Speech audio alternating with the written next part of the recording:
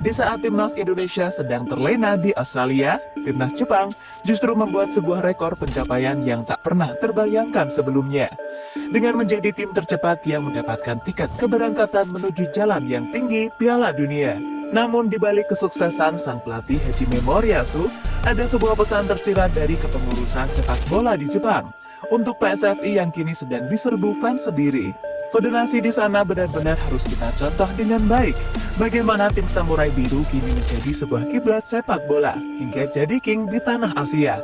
Tak hanya itu saja, kemenangan tim Samurai Biru juga sangat menguntungkan Indonesia di sisa laga ronde 3. Maka dari itu, inilah cerita dari Moriyasu yang menangis, ciptakan sejarah setelah menang versus Bahrain yang menjadi sebuah pelajaran super penting bagi PSSI.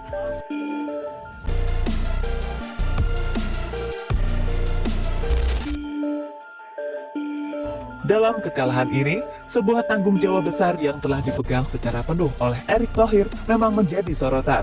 Beliau mengambil sebuah keputusan berani yang akhirnya justru menyerang melalui dirinya. Namun kekalahan ini tak serta-merta atas semua kesalahan ketum. Tapi juga harusnya Pak Erick belajar dari Jepang sih. Jadi ceritanya, di hari yang sama saat Indonesia kalah, timnas Jepang memastikan diri lolos ke Piala Dunia 2026 setelah menang meyakinkan di kandang sendiri. Tim besutan Moriyasu berhasil mencukur Bahrain dengan 2 gol tanpa balas lewat kaki Daichi Kamada dan Take Fusakubo. Atas hasil ini, negeri Sakura berhasil mengamankan tempat di Piala Dunia sekaligus mencatatkan rekor dengan kecepatan tercepat sepanjang sejarah. Hasil ini juga membuat Indonesia tak keluar dari zona aman klasmen grup C, karena Bahrain masih tersungkur di bawah timnas. Namun bukan itu pelajaran pentingnya, melainkan ada sebuah cerita yang mengharukan dari Moriyasu, bahkan membuat juru taktik 58 tahun itu menitihkan air mata setelah kemenangan tersebut. Mengutip dari media Jepang Nikkei Sport, prestasi Moriyasu ini ternyata buah hasil dari janji Moriyasu yang awalnya mau disingkirkan. Karena dinilai sudah tak pantas setelah gagal memenuhi ekspektasi usai gagal membawa Jepang juara Piala Asia pada 2024 usai kalah dari Iran di perempat final. Yang mana ini jelas mempermalukan harga diri Jepang sebagai King Asia. Kandidat asing pun tadinya hampir mengganti Moriyasu. Namun, pihak Federasi Sepak Bola Jepang pada akhirnya memutuskan untuk mempertahankan posisi Moriyasu. Mengingat ketika itu jarak Piala Asia dengan kualifikasi Piala Dunia 2026 hanya sebulan saja. Dan siapa sangka, di bawah Moriyasu Jepang benar-benar bagaikan monster yang mengamuk.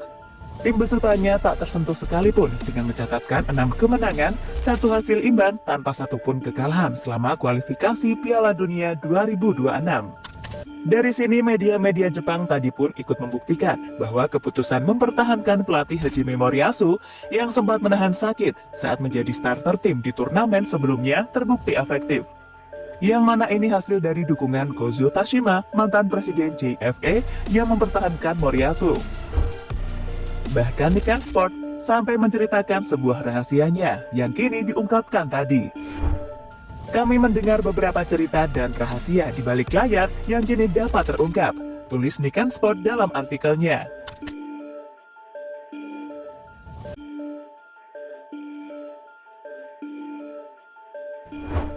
Iya, sekarang Jepang benar-benar menjadi tim tercepat yang meraih tiket itu, berkat kesabaran dari membentuk tim sedari lama. Walaupun pada awalnya nggak sesuai ekspektasi, tapi lagi-lagi hasil adalah hal yang utama dalam tim nasional. Ingat, ini bukan klub yang harus makin bagus lah, inilah, itulah.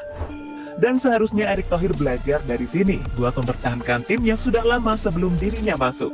Sekarang, semuanya sudah terlambat. Era Patrick Kluivert sudah dimulai dengan nihil poin, namun jika melihat ke depan masih ada celahnya dikit nih.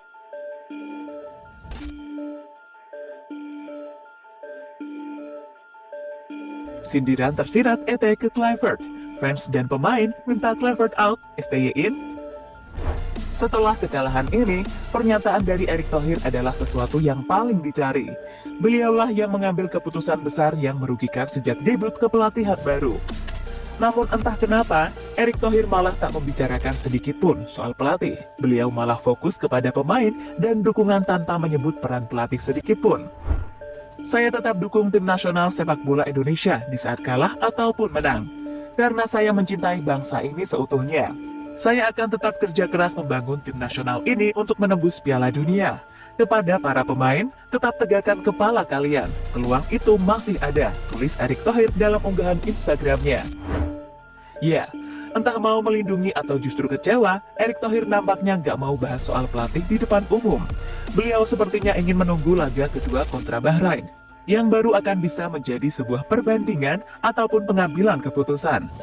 Sebab secara ranking, Indonesia dan Australia emang sejauh itu. Cuma nggak wajarnya kenapa kalah telak gini. Padahal sebelumnya imbang di leg pertama. Sementara itu, dari para pemain, justru lantang menyesalkan pergantian pelatih di tengah perjalanan keras. Ragnar Oratmangun menjadi salah satu yang menyuarakan dulu, dan kini terbukti benar, serta mendapatkan sorotan kembali dari para fans. Atas kekecewaan dari kekalahan dan soal pelatih yang masih belum cocok. Saya rasa kita semua memiliki pemikiran yang sama, kenapa harus sekarang? Namun di sisi lain itu jalan yang kita pilih, atau pilihan dari presiden. Tapi apakah ini saat yang tepat untuk mengganti pelatih? Saya pikir itu masalahnya, kata Ragnar Oratmangun, sumber Okezone. Dan dari para fans, tentu saja menjadi sebuah trending di berbagai platform media sosial. Seperti di media X atau Twitter, menjadi sebuah topik utama sekarang. Banyak yang menyematkan tagar Patrick Kluivert out.